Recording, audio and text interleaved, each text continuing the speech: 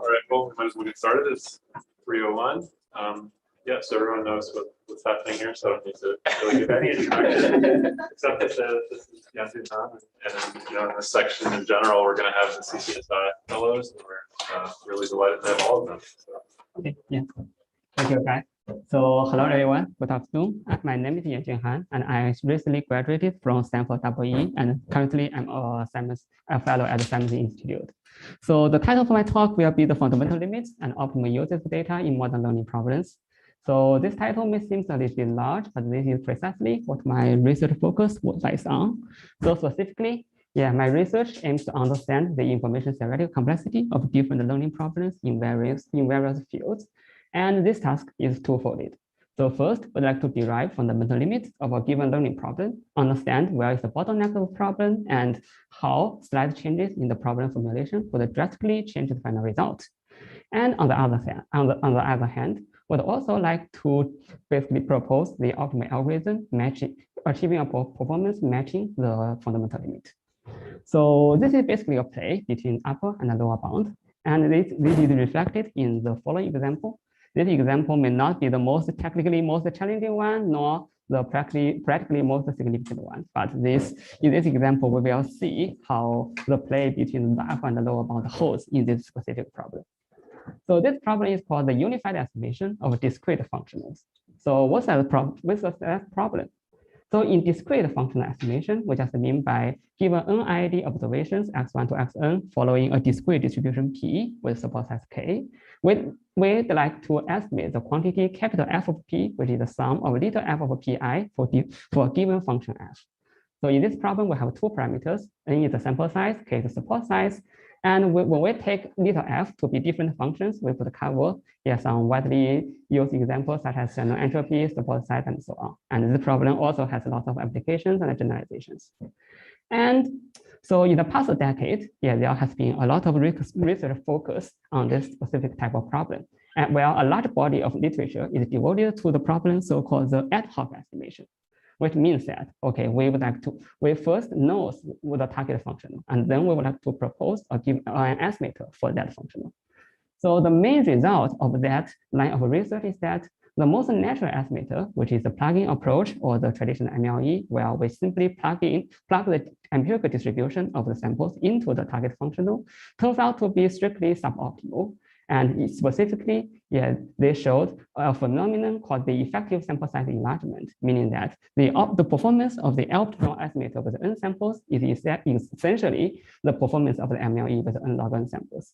And this enlargement phenomenon is actually supported in lots of recent literature on the line of ad hoc estimation.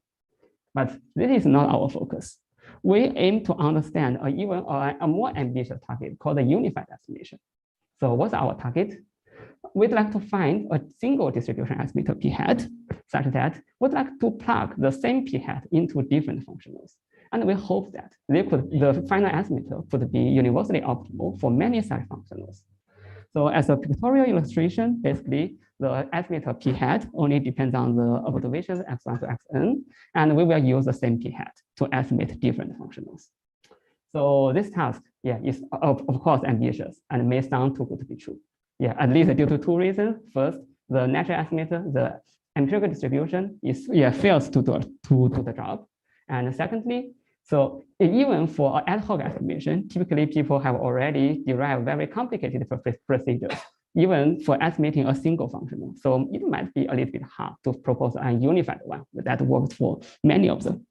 And a next question is that, okay, are there any fundamental penalties of unified estimation compared to ad hoc estimation? Question, guys? So F1, F2, F3 have to be constrained in some way for this to make sense. Are they just a plugin? For example, F1, F2, F3 could be different Lipschitz functionals, for example. Taken from any class of one Lipschitz ones. But we need to use the same p hat, that's the point. Okay, so surprisingly for this task, actually we could at least provide two different approaches that do the job of unified estimation. So for the first approach, it's called the local moment matching proposed by us in 2018, where we directly look at that problem and explicitly construct a single estimator based on the idea of moment matching, doing that locally. And we could show that estimator could attain the optimal sample complexity for a large class of symmetric functionals, but with an additional condition, that is, the accuracy parameter epsilon must exceed some threshold n to the power minus 1/3. Okay, so this is one purpose here. And the second approach, where totally independent of us, is called the profile maximum likelihood, or PML in short. So we start with the definition of a profile. Basically, given n samples, taking value in a discrete domain. The profile is an n-dimensional vector, phi1 to phi n, where phi I is the number of domain elements appearing exactly I times. For example, when our samples are A, B, A, C, then phi1 equal to 2 because there are two symbols appearing once, and phi3 equal to 1 because there is one symbol A, which is A, appearing 3 times in the sample. And after the definition of a profile, it was proposed by Olitsky et al. In 2004, actually very old estimator. We defined the profile maximum likelihood, just similar to the traditional MLE. The profile maximum likelihood estimator is simply the distribution which maximizes the likelihood of a given profile fit. And in the previous example, we could see, basically the likelihood will be proportional to this expression.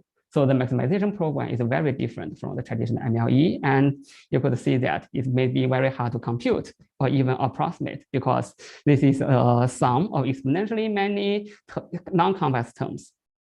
Okay, and for the computational burden, very recently there are some probably polynomial time approximate algorithms to do that, and it was also very challenging to establish its statistical property. So in 2017, around the same time of our local moment matching work, Acharya, Das, Olitsky, and Suarez showed that, okay, plugging in the PML distribution can also attain the rate optimal sample complexity for a large class of functionals, provided another condition, when epsilon is much greater than the threshold n to the power minus a quarter. So to sum up, we have 3 different approaches: ad hoc, local moment matching, and PML. And ad hoc approach could achieve the full optimality whenever epsilon greater than 1/√n, the parametric rate. But for the latter 2 approaches, are only universally optimal given some condition, either n to the minus 1/3 or n to the power 1/4.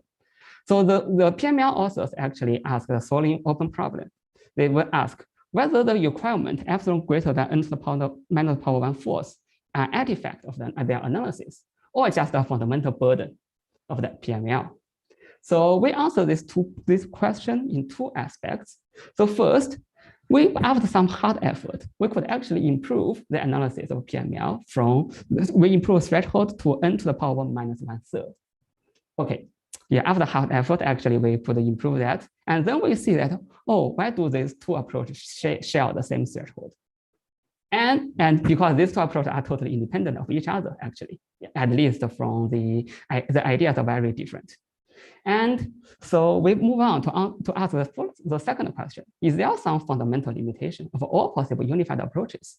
Surprisingly, the answer is yes. And n to the minus 1/3 is the tight threshold for all types of unified approaches. Basically, that problem exhibits a very interesting threshold, which is n to the power minus 1/3, above which universal estimation is possible. And achieved by both local moment matching and PML. But below that, it is provably impossible. And we could also show a very tight, basically a tight separation, a tight gap, adaptation gap for those 2 problems. So this is the example I'd like to show about how to play between the upper and the lower bounds. So in general, I'd also like to mention, briefly mention some of my past research for the introduction purposes. Some other research that I'm very excited about including a very recent work about optimal bidding in first price auctions. Basically, in theory, we would like to overcome some very interesting, some practical phenomenon, some if-censored feedback, or some adversarial environment frequently appearing in practice. And most importantly, we'd like to provide a timely solution to practical advertisers and demand-side platforms after a very recent industrial shift. And our algorithm is currently actually used in the world media, the demand-side platform. And on more theoretical side, we are also doing some continuous entropy estimation problem, and we completely settled the tied minimum rate of estimating the entropy of a given density, and importantly, without assuming the density is bounded away from 0. And similarly for other research, including how to understand the effect of estimated discrete functional, understand the effect of the spectral gap in learning Markov chains, understand what is the role of limited rounds of interaction in bandit and reinforcement learning. What is the effect of the privacy or communication constraint in federated learning? What knowledge could the non-transition provide us in imitation learning, and what is the difference between, let's say, learning and sample application, and so on. So basically, my research profile is about the core is on learning, and to myself, I care about optimality, and also I'm interested in many interdisciplinary problems. So here I'm looking forward to working with great people from different fields, also from working on different very great problems, also spanning in all areas. Thank you.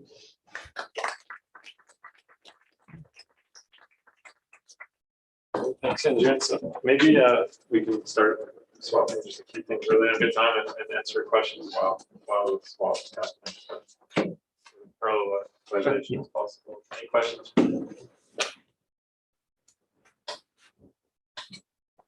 Well, please know where to find that. Semester.